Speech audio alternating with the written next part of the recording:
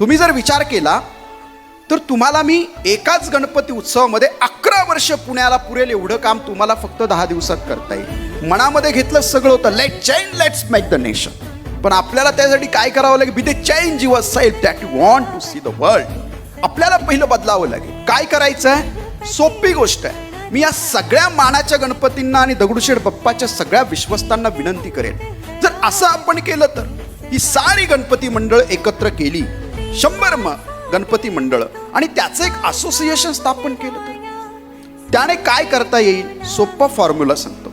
इथे पोलीस डिपार्टमेंटचं काम पण हलकं होईल, पुणे कॉर्पोरेशनचं काम पण हलकं होईल, आणि आपला गणपती उत्सव वेगळ्या पद्धतीने इंटरनॅशनल लेवलवर जाईल. त्याला एक थीम दिली तर पुण्याचा गणपती किंवा पुण्याचे गणपती, नवयुगाची क्रांती.